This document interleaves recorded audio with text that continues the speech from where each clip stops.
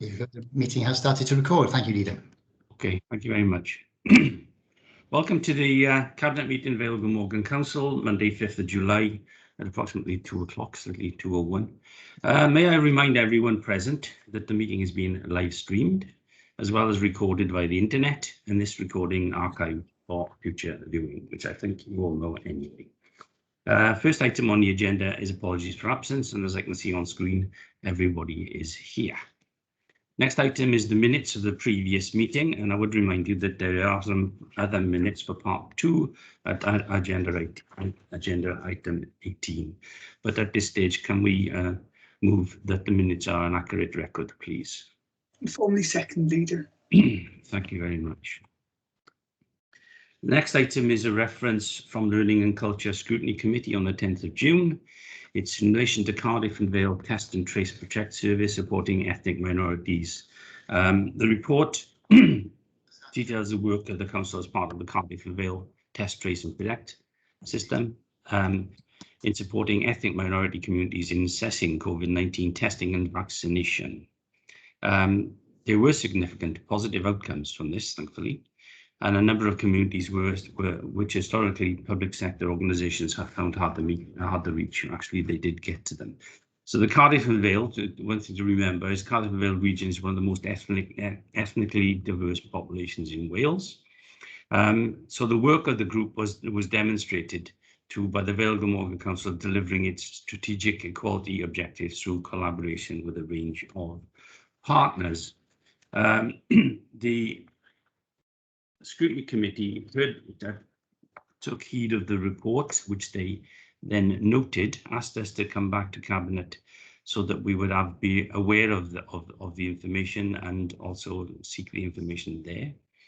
But what they also suggested is that the following consideration by ourselves: the report be circulated to all councillors, members of the Public Service Board and members of the Equalities Consultative Forum for their information and awareness. As I said, there was a considerable amount of work being carried out by our officers in conjunction with many other departments of health, police, etc. And our SRS service has been exemplary as far as I'm concerned. I don't know if anybody wants to make any comment in relation to the report, because clearly they had a hard task in reaching some of the population because they are particularly diverse and very hard to reach in some circumstances. But I know the work that they've carried out has been tremendous. So at this stage, what I would like to do is to note the report, but thank the officers for the work they did in carrying this out. Number 2, and that in fact that we do accede to the requests of the Scrutiny Committee in sending them to the other members and partners as suggested. Liz, I think you've got your hand up. I have, Leader. I just wanted to, I was actually present at the Scrutiny Committee for this discussion, and at the scrutiny it's noted that I wanted to praise the work of the Communications Manager and Head of Policy and Business Transformation. It seems to read as if I thank them for, or praise them for the report. I actually praise them. They've done phenomenal work on this whole agenda right across the region. And a lot of the tailored communications has come down to their input. So I think that should be noted. But moreover, it was a report about part of the work being done by the Test, Trace and Protect service, which increasingly is drilling down into any groups of people who are not as well represented amongst those being vaccinated as others might be. And I know that we've seen information recently where, you know, they're actually going by district now and looking at what types of information, what types of intervention can happen in smaller neighbourhoods where maybe there hasn't been as great an uptake. So I think the figures are speaking for themselves recently in terms of the vaccination uptake on the success of this work, and I'm very happy to second that we note this report. Thank you very much. Eddie, you want to come in? Yes, thanks, Leader. In response to both of you, and what you're saying about the officers and the work involved, it's a credit, isn't it? That's there's an emphasis on the report, particularly the way that delivers the information presented, but it's all the work that goes in to produce that. And there's a recognition also that the titles have changed from BAM to ethnic minorities, just to show that there's more diverse people within the Vale, and there are differences between the Vale and Cardiff. But as you say, the SRS team have been able to work through that and respond accordingly across the two areas. So it's credit to them. Good, thank you. Because it was important, I think, then when they set up the Test, Trace, Protect ethnic minority subgroup, which obviously helped in dealing with this. And let's be honest, some of the biggest first and largest casualties were those people from that particular ethnic group anyway. And most of which, some of those worked in our NHS. So you know the amount of work that those individuals do to help us is just superb. But the amount of work that our officers have done too is something to be congratulated, and that's why I'd like to add that when recommendation is that we congratulate the staff, not only here but across the whole gambit of those who are working together. So are you happy with that? So we note the report, we thank our officers, and we pass the report to the suggested groups. Okay. Yes. Good. Thank you. The next one is a reference from Statutory Licensing Committee. It's in relation to a review of the statement of licensing policy. The licensing manager did reported back to the committee on the consultation responses to the draft statement of licensing policy and sought their approval. And then they brought it to us for our consideration and approval. It's interesting to note that there were some comments from South Wales Police who responded about that they would like to add the traffic light system that they use to address alcohol-related crime and disorder at licensed premises for enforcement purposes. And that's recognised within the police, the policy document as an enforcement tool to promote the South Wales Police and currently in operation with which is currently in operation in Cardiff City Centre, but it's sensible to include it into our policy too. The committee therefore requested, as you can see, that there's an insertion in there that the licence authority considers that this is good practice for responsible authorities to give licence holders early warning of problems with a view to securing improvements informally. It's also interesting to note that Llanthwood Major Town Council responded. Their response sought to make wording for the policy more robust in dealing with antisocial behaviour, and indeed the licensing committee took that on board, and you can see in their resolution, which they amended draft licensing policy be approved with the following changes. I don't intend to read them out because they are there for everybody to read for themselves. But I think it's sensible that is put into the policy. We've been asked as the Cabinet to consider it. I think I've got no other further comments to make, but I think it's sensible that we include those, that we approve the plan and put it forward to Council for full Council approval on the 26th. I don't know if anybody's got any comments. I know, as I said, Llanthwood Major made some comments, police made some comments, been taken on board, and the policy will be amended as described. Is that agreed? It is. Good. And I was just going to say, and formally second for the minutes. Thank you very much. The next item is agenda item 6, which is a reference from Corporate Performance and Resources Scrutiny Committee on the 16th of June. It's in relation to Project Zero, but what I intend to do with this is ask Cabinet to note it, because the comments that have been made within it and the references from that Scrutiny Committee have been incorporated into a report which is later on the agenda item 12. So can I formally move that we note the feedback given, but both this committee and indeed the Environmental and Regeneration Committee, and we consider that under item 12. And formally second, Leader. Thank you very much. Next item is agenda item 7, which is the Cardiff Bay Advisory Committee and the minutes of the remote annual meeting, which was held on the 2nd of June. I know Liz is a member of that committee. I have read the committee, and there's some interesting points in relation to some pollution incidents which they've investigated and found where the source was. And indeed, they've confirmed that they've repaired and reopened the sluice gates for the migrating fish. So at this stage, I think I would note it unless anybody's got anything to raise. Lisa, I was just going to comment that Councillor Parker was reappointed as chair for successfully for another year, and he ably chairs the committee. No real standouts this time, but an awful lot of interesting information, which sort of commends it to anybody that's browsing it. So I'd be happy to second that we note. Good, thank you very much. In that case, we'll move on to agenda item 8, which is Apologies, Leader.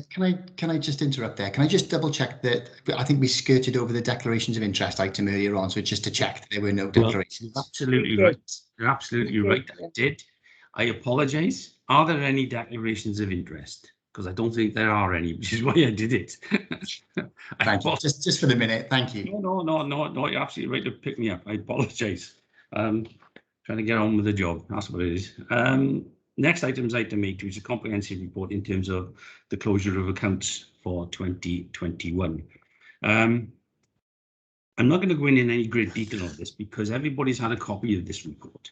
It is going to go on to scrutiny anyway, but I will highlight some of the things that, for example, and the executive summary says it all really, that the year-end revenue position was break-even after a net transfer of £12.206 million made up of 940k's drawdown from council fund and 13.152 transfers into specific reserves. The council fund now stands at 11.868 million as at the 31st of March 2021. I will talk about some of the transfers into the reserves because some of those were made due to the fact that we are in the middle of a pandemic and the fact that Welsh Government had actually given some extra money to places like schools, for example. But I will come to that. There was also the revenue savings of targets for £247,000 was set, and this target was achieved. The housing revenue account was also able to increase its level of ring-fenced reserve to 12 million after achieving a 4.05 million surplus. And again, in relation to that, that was partly due to the fact that they couldn't carry out some of the work that they intended due to the COVID-19. And there's a full and comprehensive report in terms of that in this report.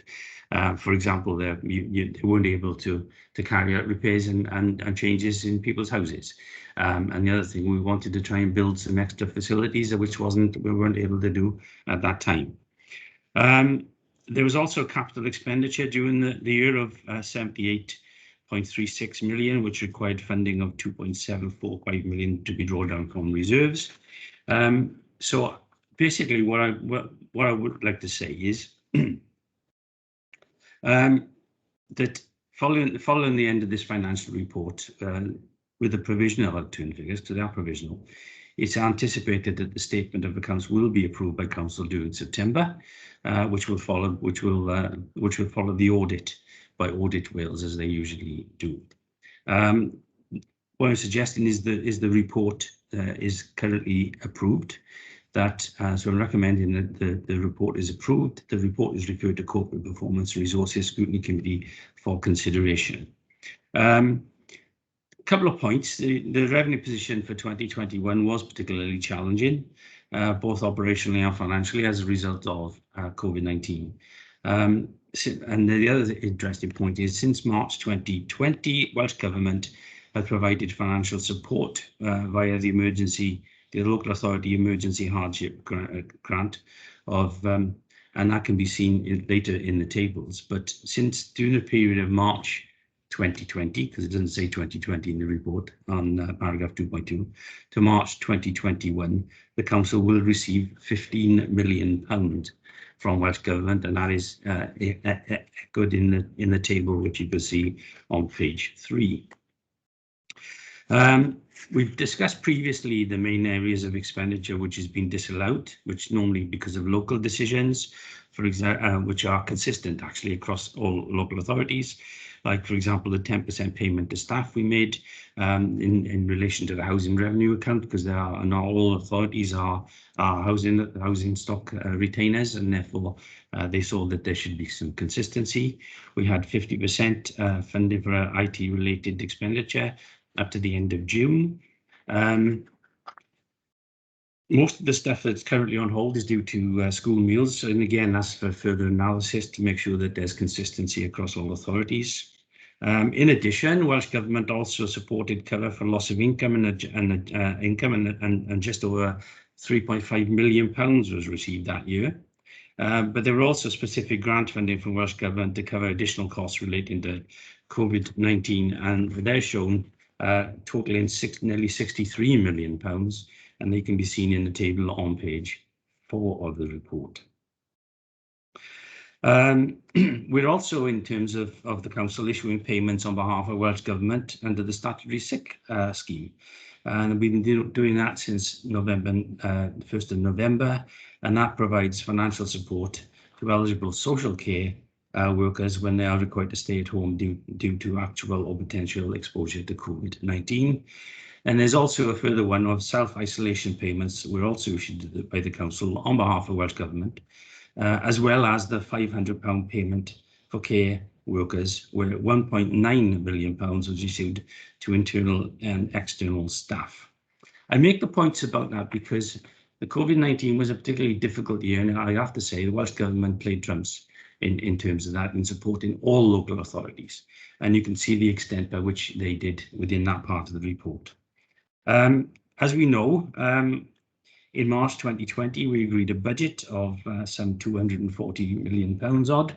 The revenue budgets have been amended during the year, and at the end of the year, there was a break-even position after, as I said, net transfer reserves of £12 million, made up of 946 drawdown from the council fund and 13.152 million transferred into specific reserves. You can see on the table, which shows the actual expenditure on paragraph 2.11. And you can see from there the net transfers to and from reserves. And the reason I made the comment about schools was that schools received could put down to their reserves due to the extra funding of over £5.5 million, nearly £5.5 million, plus other expenditure to learning and skills of another £2 million. So that's about £7.6 million of the total that I referred to earlier. So that's more than half of the £13 million. There are main reasons for the variances, and they're set out within the report, and I do not intend to go through them, but I will highlight where they are. In terms of the schools break even, all of the departments, they're tabled between paragraph 213 to 294. Interesting one is at 222 in terms of the neighbourhood services and transport schemes. 243 relates to the housing revenue account, which is what I was telling you about, but the amount of money that could not technically be sent. There's an issue in terms of the insurance fund at 259, and in terms of 263, paragraph 263, we talk about capital. And in terms of capital, we've still had our problems in terms of that anyway, where we've spent £78.36 million of spend, which was estimated originally to be about £106 million. And you can see that in Appendix 3 to the report. It's also interesting that because we couldn't do some of it, there's going to have to be some carryover, and that's also appended in the report in Appendix 6. And finally, in terms of revenues, the reserves, they're covered in paragraph 2.95 at page 29. And they're also covered in detail in Appendix 4 of the report. I don't think I've got anything else to say because, as I said, this is a particularly comprehensive report. It's all there for people to read. It is going on to corporate performance for consideration. So can I just simply move after keeping it pricey, is that we approve the report be approved, and it is referred to Corporate Performance and Resources Committee, where I am absolutely sure there will be some more scrutiny of it in greater detail. But all the detail is there within the report for you to read for yourself. So can I formally move that, please? I don't know if anybody's got any comments to make in relation to their own areas. They can, obviously. I'll just comment, Leader. Apart from formally seconding the report, I believe, if I look at my papers for Thursday, it is also coming to Learning and Culture Scrutiny, so it'll be going to the others as well, and I'm sure that each of us will be going into depth in terms of those details, because as you pointed out, the complexities of the budget within learning and skills, with transfers in and out, with the way in which the whole organisation of schools over the last year has changed, we'll probably take a detailed conversation on Thursday. So, and then obviously when it comes back to council, there'll be a much broader discussion there. Thank you, Liz. Indeed, I'm sure it will. And this is formally going to Corporate Performance, but clearly there will be other areas that I want to consider it too. So we're happy with that? Yes, good. Next item is item 9, which is the revenue monitoring period for the first quarter, which is very short, April to May. As I said earlier, in relation to last year's, the position will continue to be challenging due to the ongoing COVID-19 pandemic. And as a result of incurring additional expenditure, but also from a loss of income, because we're still losing some money, and we know that Welsh Government at this stage said that they will continue to fund and to cover some of the issues, but that'll probably only be until the 30th of September. So if there are ongoing issues and pressures, then we will have to take those on ourselves. There were efficiency targets set at £500,000, and they're currently being worked to be achieved. There are obviously, in terms of previous years, some relating savings relating to unachieved savings from previous years, so it needs to be considered. And indeed, in terms of adverse variances are being projected in some services, so you need to realise that even at this stage, we think there could be some adverse variances, and the use of reserves will be required to resolve these issues in the short term. And if you want to look at the detail for that, then that's in para 2.8 on pages 3 and 4, sorry. As I said earlier, Welsh Government has been granting money, and in terms of the hardship fund for the period April to May, the council has claimed £1.5 million, so that's during the course of this year, and that can be seen in the table. As I said, that will continue until September. We're not sure how much longer, if at all. The council is still issuing payments on behalf of Welsh Government, as I indicated earlier, so I'm not going to repeat myself. And the council, it says in the report, will soon be issuing the 735 payment in relation to the financial recognition of social workers scheme. And I think actually that's already started. Since the report was written, that is already started. It is very early in the financial year, so it's difficult to predict with there's some uncertainty.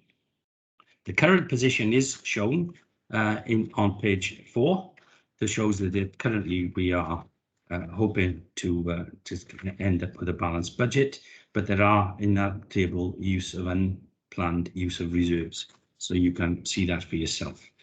The details through thereafter are covered on a directorate basis on 2.9 to 2.29, and efficiencies are also covered in paragraphs 230 to 232, which I don't intend to go through because you can all read it for yourself. We're very early in the days.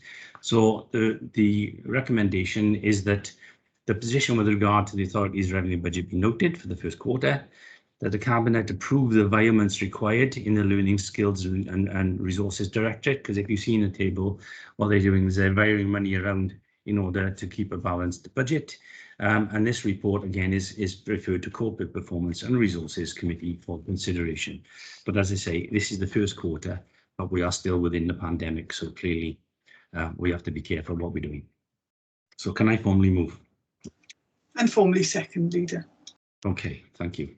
There's nothing that anybody wants to pick up from their own areas. I will go to agenda item 10, and this provides again an update of the capital monitoring from the 1st of April to the 31st of May, so early on in the days.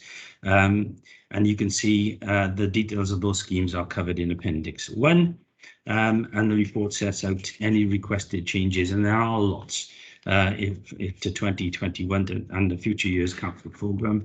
And they are listed in the report, and I'll go through those in a second in the recommendations. Again, in terms of the details, as I said, the members should be aware that Appendix 1 includes requests for unspent committed expenditure to be slipped from 2021 capital programme into 21-22, and some of those were approved by Emergency Powers in June. For all schemes where there is evidence that the full year's budget will not be spent, and we do expect the relevant officers to require and provide an explanation for the shortfall, and this will be taken to Cabinet whenever we can. In terms of details of directorate by directorate, it is in full in this report between paragraphs 2.4 and 2.38, sorry. So I don't intend to go through those. In terms of the report itself, the Cabinet is asked to note the progress of the capital programme thus far, that the Cabinet refers it to Corporate Performance and Resources Scrutiny Committee, but also there's several issues here. The Cabinet notes the use of delegated authority in relation to those which are covered in recommendation 3, and there are 5 bullet points, which I won't read out. Recommendation 4, that Cabinet notes the use of emergency powers in relation to the following 18 issues which are covered in paragraph 4, or recommendation 4, I should say, and that recommendation 5, that in fact Cabinet in this case approves the following changes to the 21-22 and future years capital programme, and they relate to things like Band B, Penarth Library refurbishment, Cross Common Bridge, landmass flooding, etc. And there are 12 of those within the recommendations, which again I will not read out. If anybody's got any comments to make in relation to any of those recommendations, or indeed their own directorates, can I please ask you to do so now? I will formally move those recommendations. I'll formally second, Leader. And I'll also comment that I've had the pleasure over the last week or so to be signing off the tenders for all the maintenance work that will be ongoing in our schools over the summer holiday. And really pleased to see that hundreds of thousands is actually going to local businesses in the Vale of Glamorgan or very close to. So a procurement boost to our local economy as well. Good, thank you very much.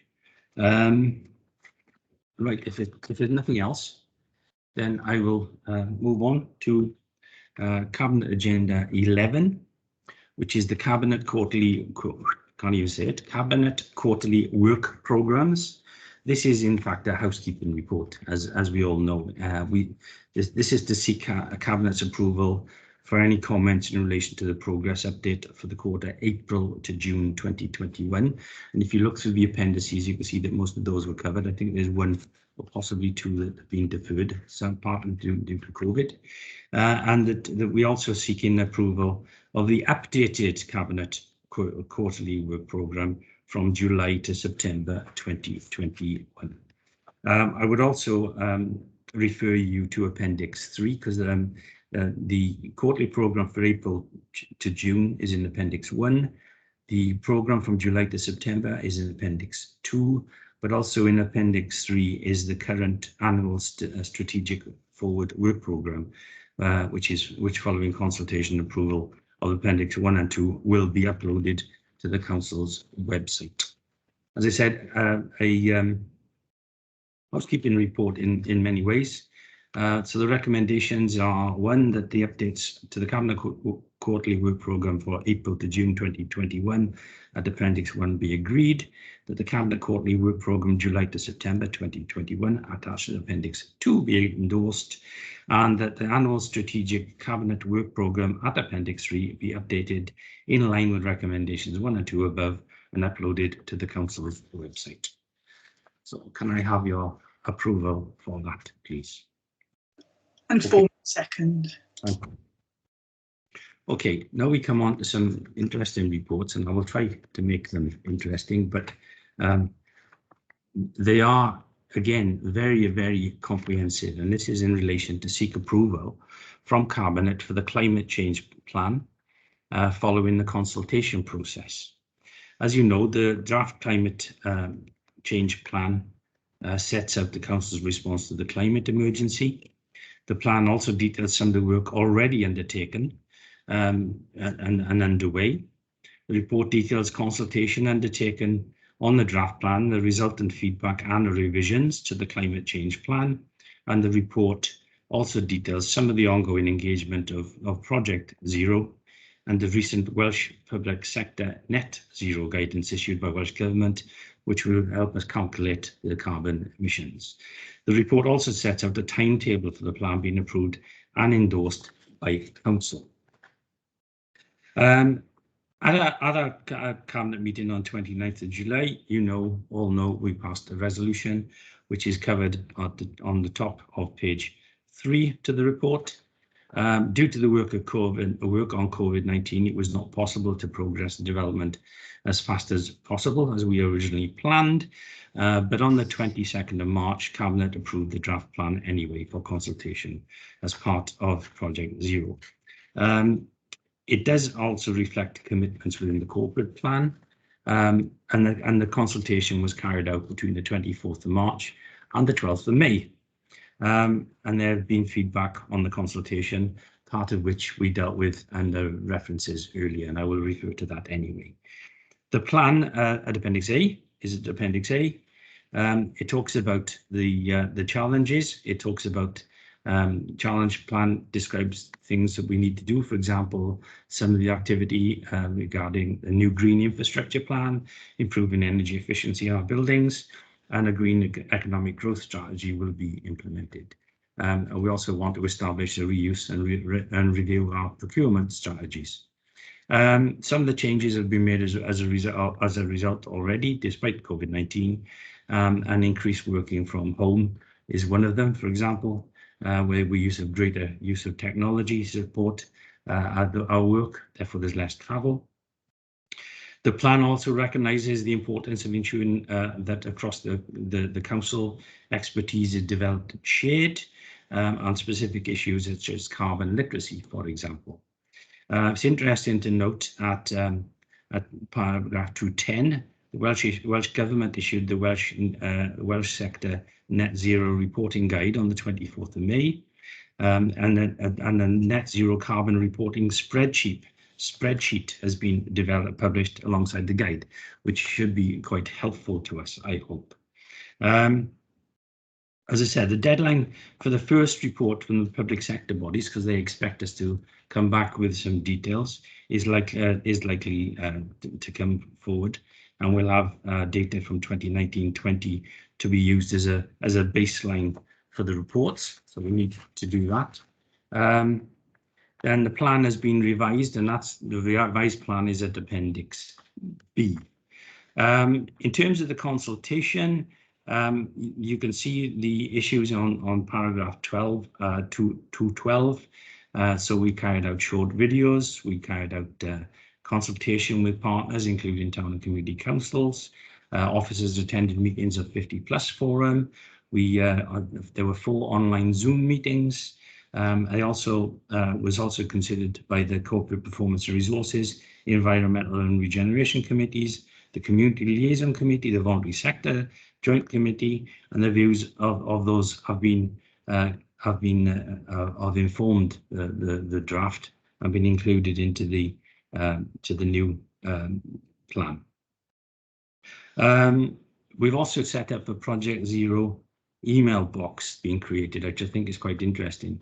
And in fact, that is open and is still being used and is being used at the moment. There were details of the feedback, and the key issues raised in the part of the consultation are shown in the 11 bullet points at paragraph 219. Finally, all elected members were invited to attend a briefing on 25th of May to receive the information.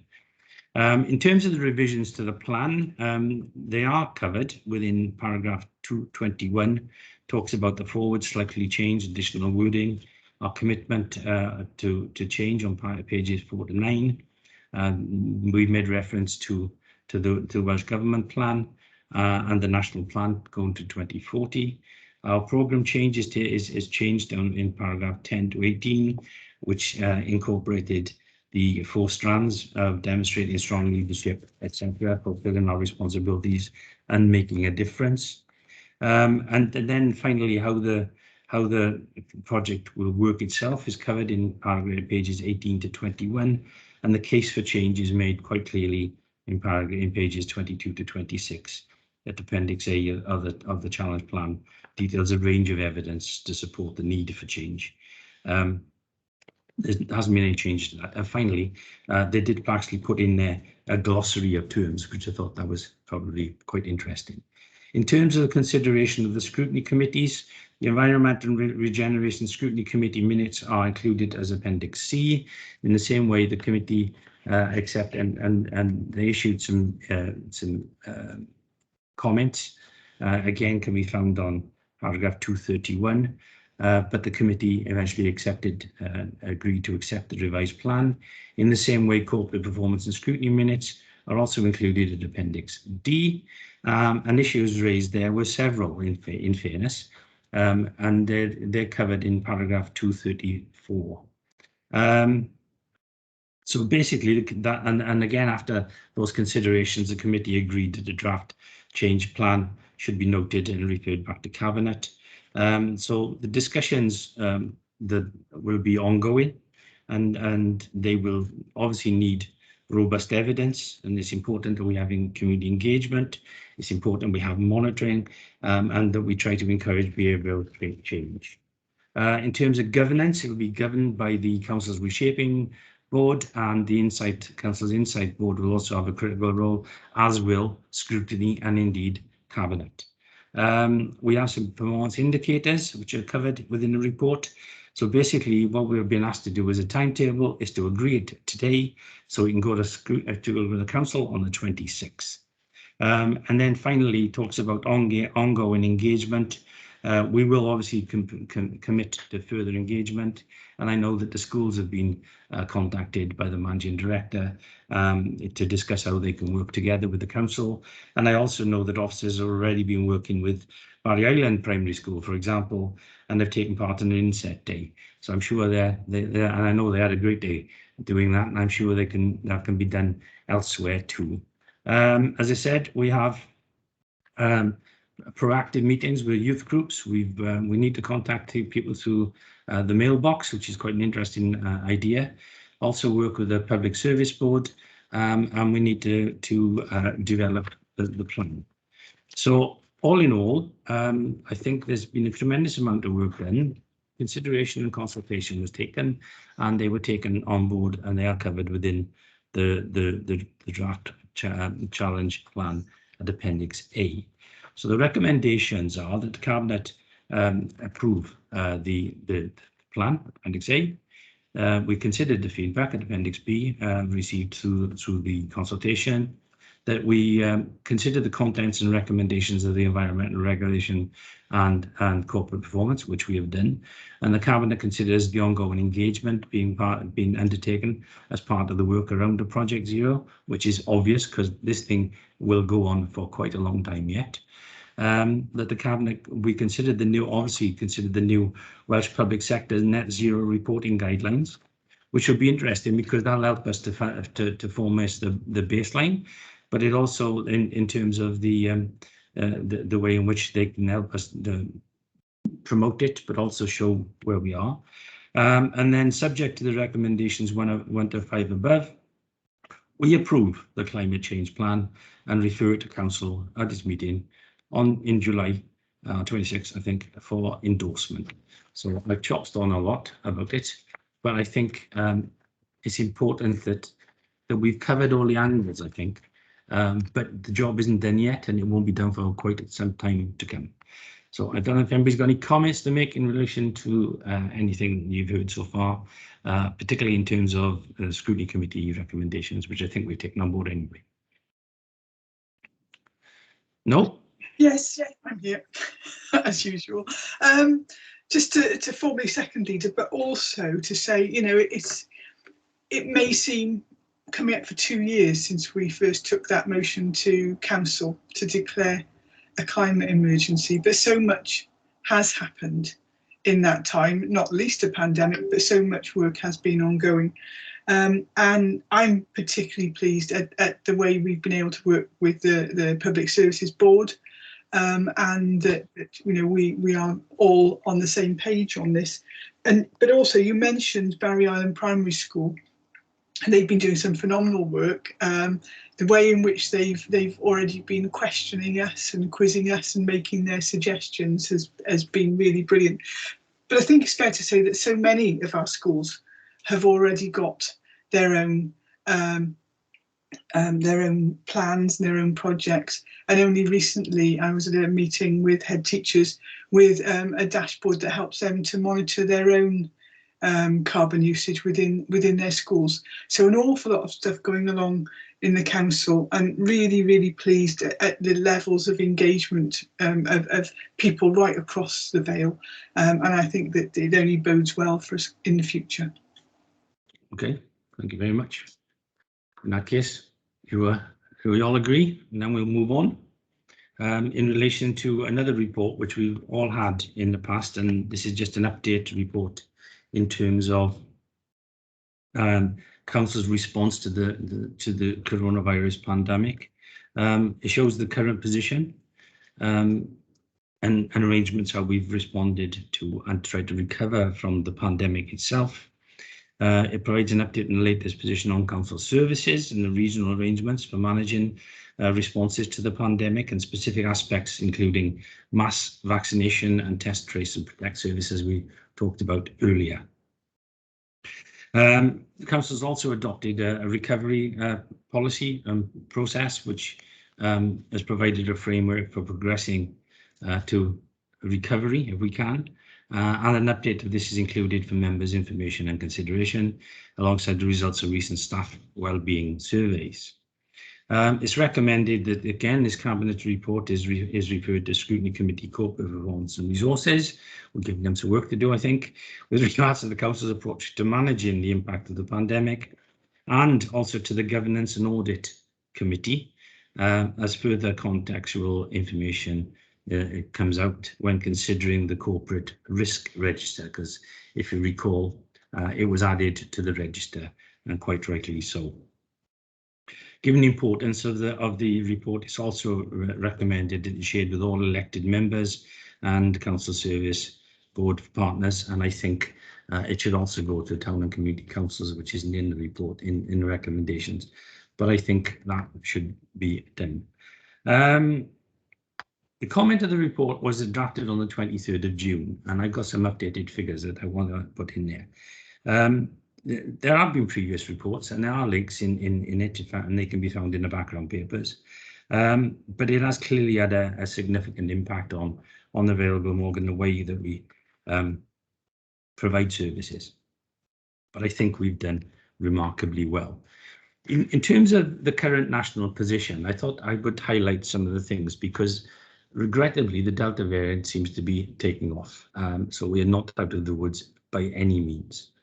On the 23rd of June, it said that the 7-day rolling programme with 59 cases have been diagnosed in the Vale. As of yesterday, there are 123. It also talks about the current rate is 44.2 per 100,000, is currently 53.3.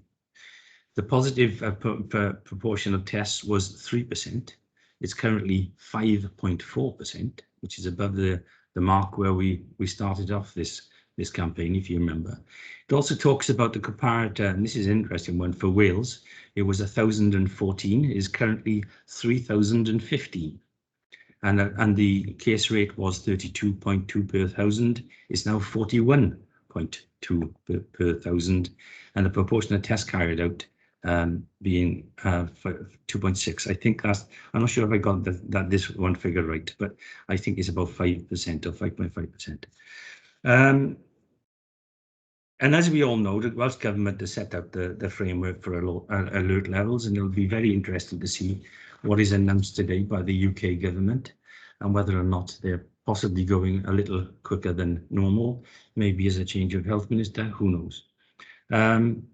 The report tells us where we are from the 7th of June in relation to where we're moving forward and trying to move from level 2 to level 1. It gives you a detail of who can meet where and when.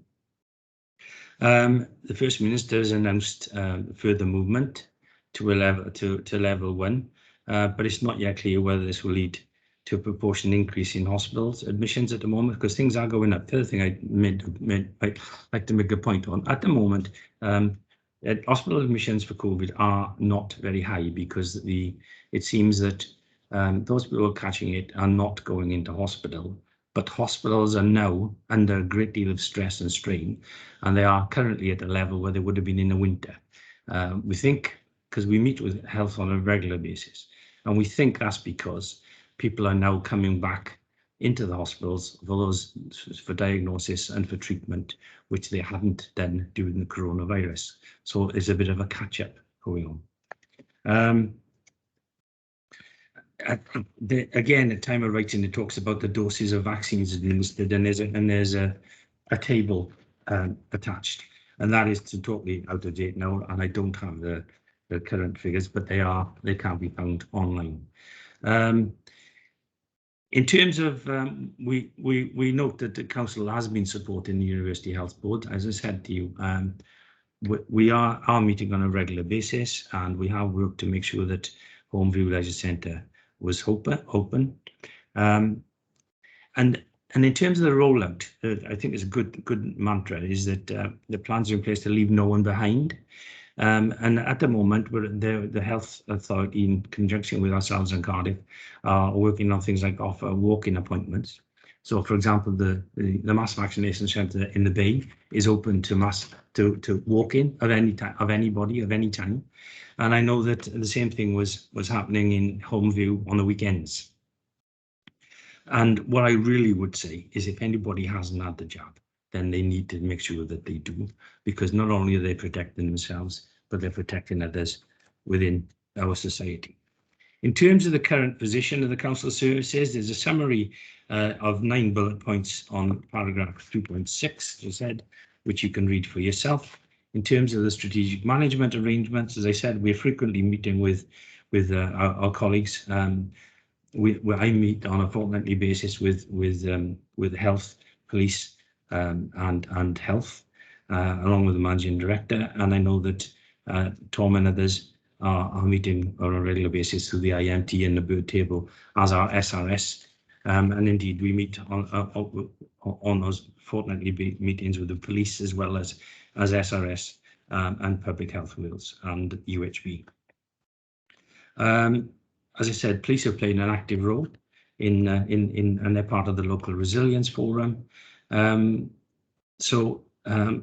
Really, the amount of work that's been carried out by the strategic management team is immense and continues to be. They are covered in paragraphs 2.7 to 2.10. And then we come back to the recovery, the approach to recovery. Again, it was endorsed in September, and that's covered in paragraphs 211 to 218. As I said, I could talk all day about this, but there's no point into that, because you can read it for yourself. The summary is there, it's comprehensive, and therefore I want to move the recommendations is that the Cabinet note the contents of the report and Appendix A. It's recommended the Cabinet refers the report to Scrutiny, Corporate Performance and Resources for its consideration with regards to the Council's management of the ongoing coronavirus pandemic. It's recommended that the Cabinet refers this to Governance and Audit Committee for its consideration, alongside the Council's Corporate Risk Register, and it's recommended this report sent to all elected members it does say town and community councils are members of the Public Service Board for their information. And I formally move. Everybody's going to comment today. I think our officers have been doing an amazing job along with our other partners. And I have to say that as an upside to the coronavirus pandemic, it has made partnership working so much better. So I'll move those recommendations. Any comments? Is that agreed, Eddie? Yes, Leader. Thanks for that. And this is one of those reports, isn't it? As you've indicated that, you know, you've got a strategic plan and you're trying to resolve things, but even the local occurrences of what's happening. The Vale and Cardiff and SRS have been fleet of foot in responding, and certainly, you know, there are different views on how to deal with the actual situation, but it's clear that as you've indicated, that the hospitalizations are less, but you know, that's probably down to the fact that we've taken measures. And whilst a lot of people don't think this is really happening, it is happening, and sometimes, you know, there's not that understanding. So the report gives that indication. It's going for recovery, and that's what we want. We're in a good place in Wales due to the vaccinations and where we're going with that. And as you've indicated, you've got mass vaccination centres, things like that. All good stuff. And yet there's still a cohort of people that aren't responding. They aren't going for their vaccination, things like that. And they're the people that we probably want to try to include in some way or other, just so that we end up with whether we'll ever get 100% vaccination, I don't know, but at least we strive for it. But it's just that when people say to me in particular, why are we doing this and why are we, you know, there's always a difference of opinion. The reality is you're balancing strategic against the local, and it is changing on a daily basis. We all hoped we would be out of this by now, but here we are on our third surge. So just to bear that in mind. So thanks for the detail in the report and for covering it as you've done. Thank you very much. And it is interesting to see, if you look at some of the statistics that are coming out, the surge is believed or not, from ages 10 to 29 in particular. So if it, you know, there's a suggestion that if they have COVID, then it may be not as severe as it would be if you're in your 80s, and therefore you don't have the hospitalisation, but it still means that they are there, and they can still, as somebody said once, you can still give it to your granny. So, you know, and we just have to be vigilant. But I must admit, I'm a bit apprehensive about what's been suggested in the UK today. But however, and I'm hoping that Welsh Government take a different approach, which I'm sure they will. Okay, thank you very much. In that case, I'll go on to item 14, which is the use of the Managing Director's emergency powers. In some ways, this is a housekeeping report in that those decisions have already been made and they are here to be noted, and there is a list of them attached. So there's no point in going through some of them because they have already been agreed. I have no problem. They're not only just agreed by the Managing Director, they are agreed through a series of agreements, including myself, to agree them before they are sanctioned. I'm just simply going to report that the Managing Director's emergency power has been noted. Okay. And I'll formally second, Leader. Good, thank you. The next item is item 15, is Corporate Asset Management Plan update. Again, it's something which we have on a regular basis. It communicates the progress made through 2021 against the 5 objectives and additional targets contained within the Corporate Asset Management Plan, specifically dealt again at Appendix A. It provides us with an overview of the work that's been undertaken in relation to property assets following the outbreak of the coronavirus, because things have changed. Lots of people are working from home. We've had to take some detailed work within some of the buildings too. COVID-19 has meant some actions have been delayed, however. but others have been accelerated to reflect the urgency of certain asset-related decisions. New work streams and projects have been established to respond to the specific requirements that has arisen because of the pandemic.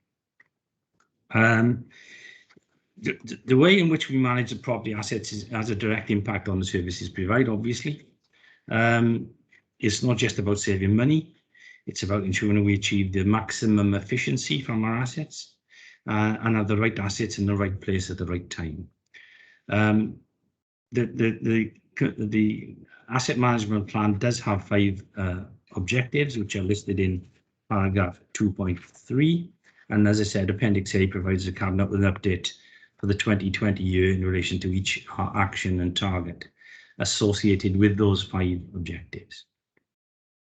There is a report in relation to the update on land and property during the pandemic, and that's listed in paragraphs 2.4 to 2.8.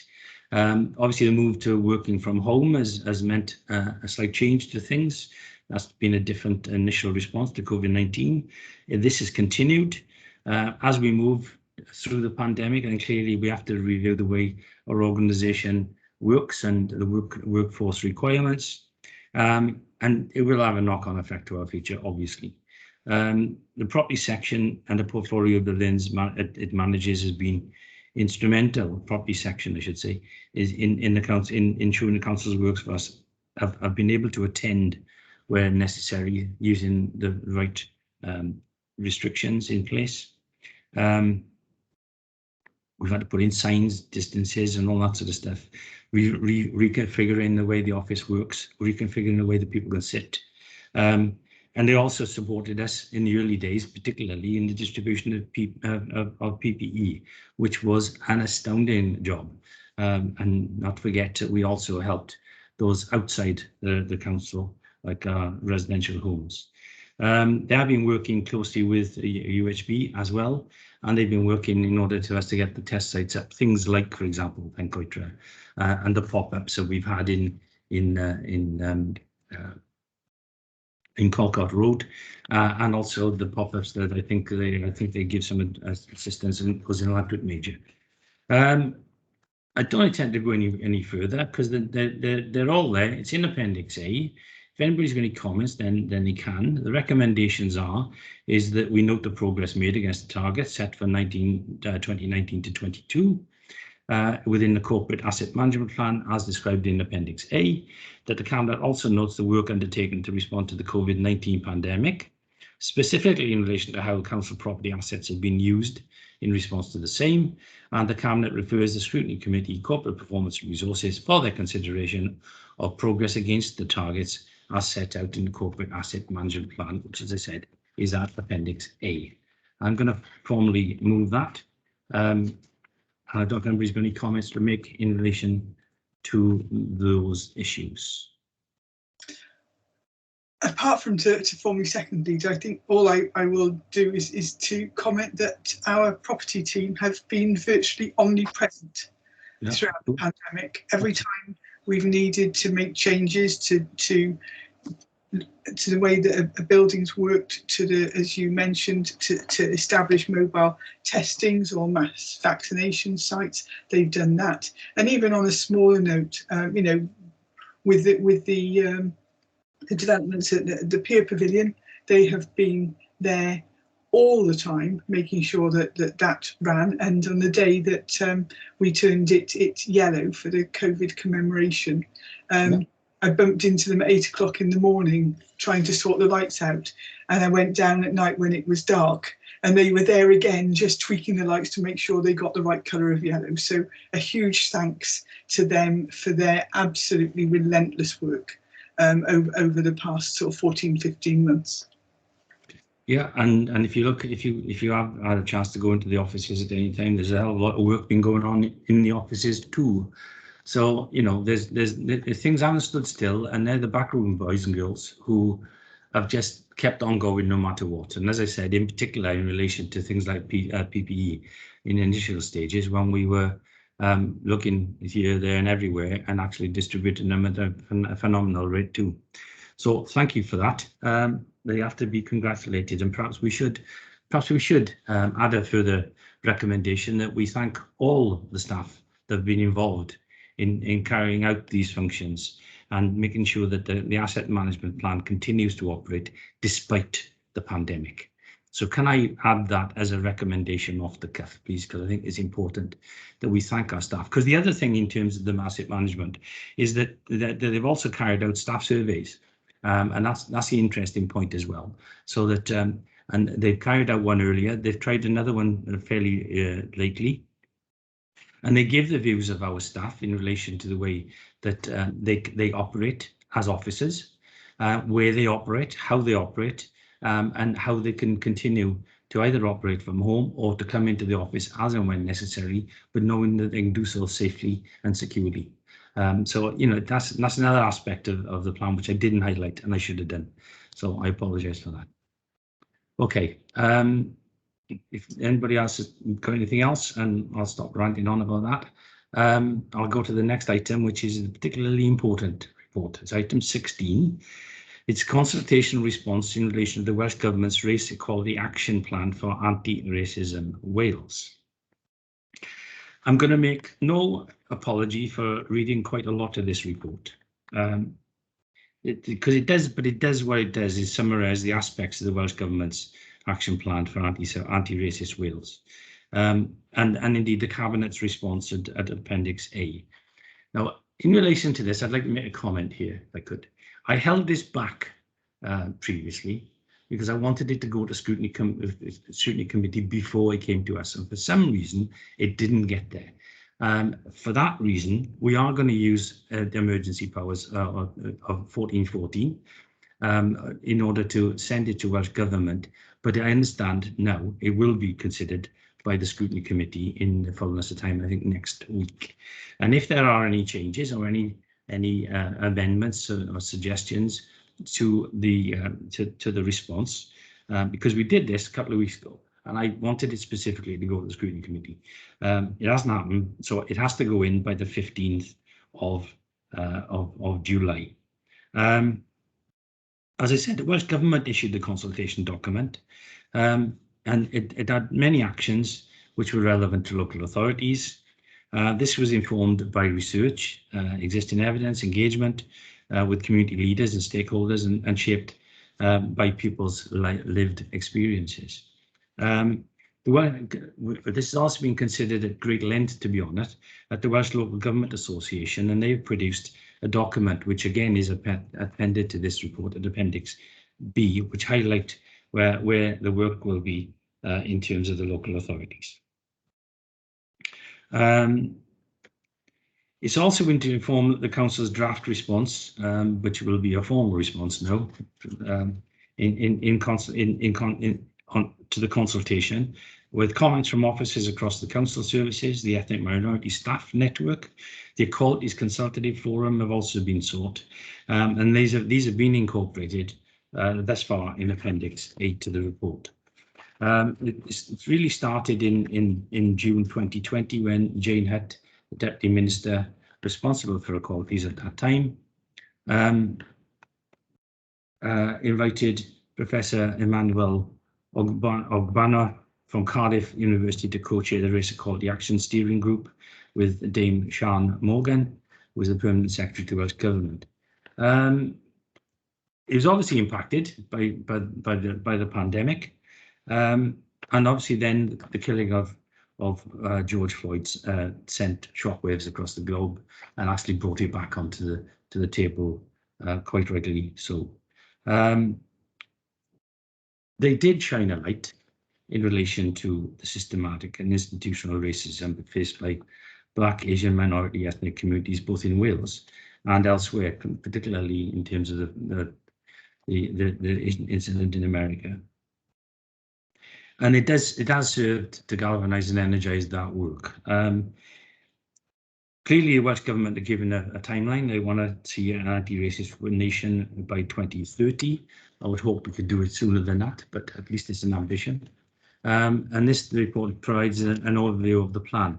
The report does recommend submission to Welsh Government by the deadline, as I said, and it's also recommending the urgency procedures, as I said earlier, 1414, and also referred to Scrutiny, Learning and Culture to seek their views and that of the Council's Equalities Champion. The plan defines anti-racism, and the definition is within paragraph 2.1. It also proposes a vision and goals, and the vision of a Wales that is anti-racist by 2030, sorry. The purpose is to make meaningful and measurable changes to the lives of Black, Asian and minority ethnic people by tackling racism, and the values of open and transparent, rights-based and lived experiences are core to all policy making. It is a complex plan, and it is 147 pages long and covers about 64 goals and 340 actions across 13 themes. There are 5 cross-cutting themes, and they're covered within the report. There are some significant implications for local authorities, and as I said, the Welsh Local Government Association have been dwelling over this for several meetings that I've been to, and they've come up with a report which is at Appendix B. The plan outlines the Welsh Government's what expects of public services, and the third sector. That's covered in paragraph 2.6, and it covers 8 bullet points which you can read for yourself. Like, for example, provide demonstrable leadership, providing equity, collecting the right data, and establishing baselines, which is important. The local government sector, as can be seen through the WLGA, is committed to anti-racism. Along with all other local authorities, this council signed also the Zero Racism Wales Pledge in 2020, if you recall.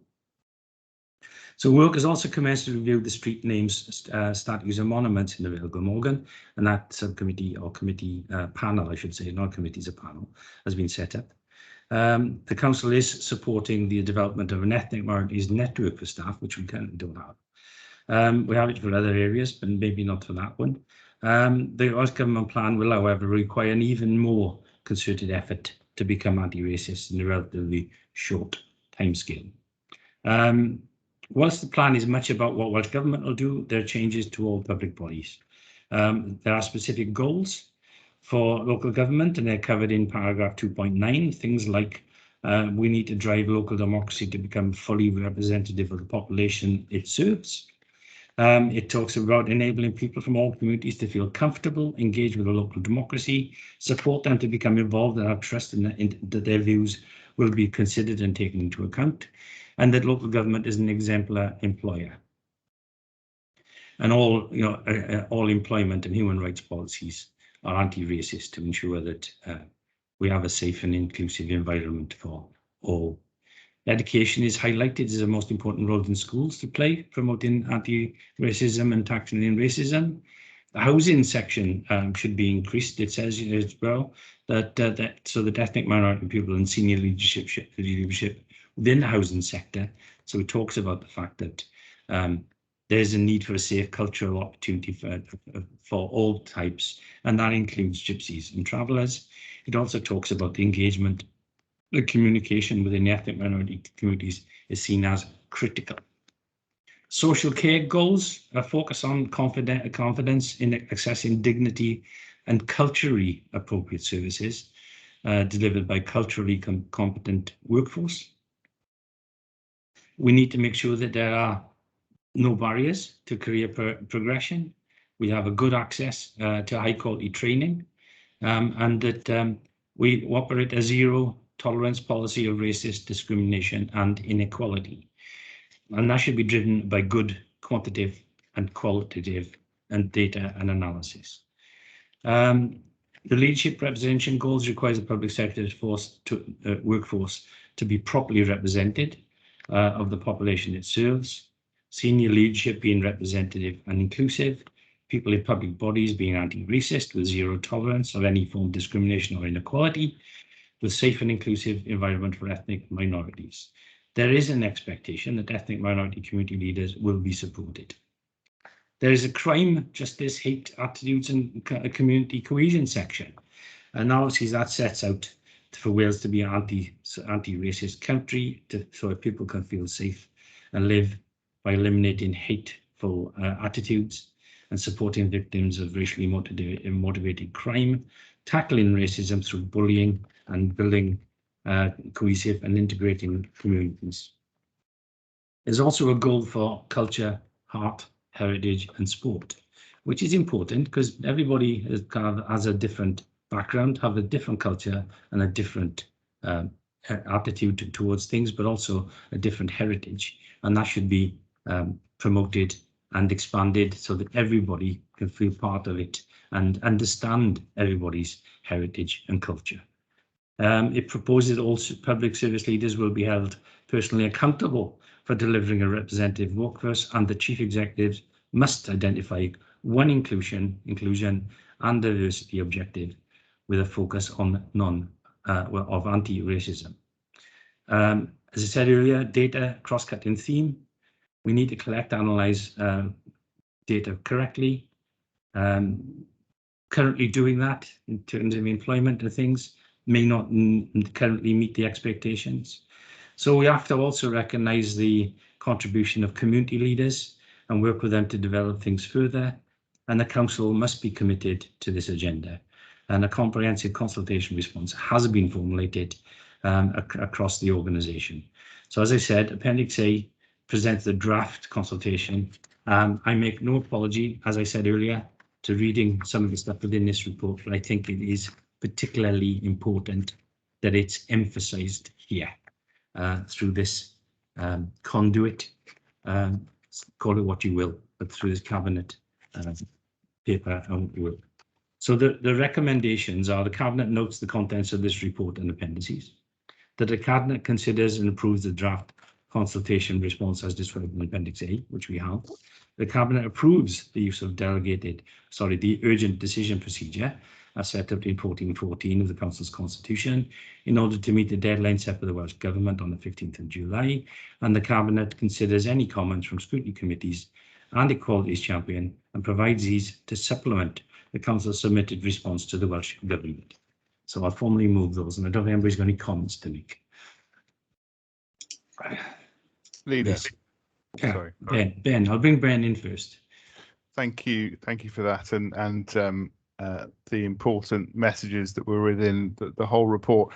I just wanted to highlight. I attended Welsh Government's consultation or launch event for this consultation, and there are a wide array of different organisations from many different ethnic minorities and from right across Wales there, and they were uniform in sort of saying that this is the right message and this is the right direction, but the proof is in the pudding, or the proof will be in how we all grab hold of this initiative and this agenda and really truly commit to making this an anti-racist country. And if I'm okay to formally second, I think it's a really important thing that we take part in, and that we don't shy away from engaging in debate about it, because that's when we can truly discover where everybody is in society and bring people up in their understanding and everything to make sure that as a community we're able to thrive. So I'm really pleased to see this moving forwards, and of course it'll be interesting to have that debate at scrutiny committee to see what other things they want to add. But I think our response is very comprehensive, and I hope that there haven't been things missed off. But as you say, we will be able to add those in supplementary. So happy to support the approach here. Thank you very much. Liz. Thank you, Leader. I'm delighted that the Learning and Culture Scrutiny Committee will be giving this due consideration, and I believe it's actually going to be a separate scrutiny committee so that it can be discussed in depth. And I think that's quite important, because reports such as this shouldn't just be a box-ticking exercise. They can be a catalyst, not only to discussion, but a catalyst to communication, so that we understand, what exactly we're trying to achieve and how we're going to get there as a community. And I was really pleased to take the education consultation responses to a meeting of the education cabinet members in the consortium. And the contribution that the Vale Education members had made actually was a catalyst for discussion at that meeting. And I hope that, you know, the Scrutiny Committee, Learning and Culture Scrutiny Committee, will have a similar depth of conversation about this important topic, and that there will be plenty of comments to add to this consultation to feed back into Welsh Government. Well, I also think this is not, again, this talk about Project Zero. This is an ongoing situation. It isn't something that's going to be correct overnight, and we have to take the data and make the appropriate changes wherever we need necessary. Eddie, you want to come in, please? Yes, thank you, Leader. I was fortunate to attend the ethnic monitoring group that's been set up within the Vale, and you know what? It's just it was enlightening in that there were a range of diverse people within the group, and they were positive and constructive on the need for change. And it's only when you realise how people have been impacted on, you know, much of it's been subconscious and people aren't aware of their biases or whatever. And it's only then that's when you see it from that person's point of view, you go, it does need change. And thankfully, this report is a good means for going, but also to note that the council has already instigated some of it, and hopefully that will have long-reaching effects as well. Thank you, Eddie. I think we just have to go forward and be mindful of all the aspects. So thank you for that. So with that, we'll agree that and wait and see if there are any other comments coming back from scrutiny. In relation to any other items the chairman has decided is urgent, I don't, but because I knew I was going to be talking for a long time, just for the record, this is Vimto. There are other squashes on the market. With that, I'm going to move to part two. We have items for discussion under part two. As I said, it was the minutes of the previous meeting of the previous agenda. And there are matters which are considered to be confidential for particular reasons. We'll need to move into a private session where confidential matters can be discussed under part two. I will ask the Cabinet Officer to stop the recording of this open session and ensure that no members of the public are present after this juncture, and only allow the relevant parties to remain to hear the detail of the items to be discussed. Following the meeting, the outcome of part two discussions will be formally captured as part of the minutes of the meeting, advising all parties of the final decision of the Cabinet for this item. And indeed, the items for part two are part two items from the minutes of the previous meeting. And the reason we're doing that this time is because they are particularly complicated. So can I formally move part two? And I would like somebody to second it, please. I'll formally second, Leader. Thank you very much. And can I ask the Democratic Officer to stop the recording, please? And I can see that they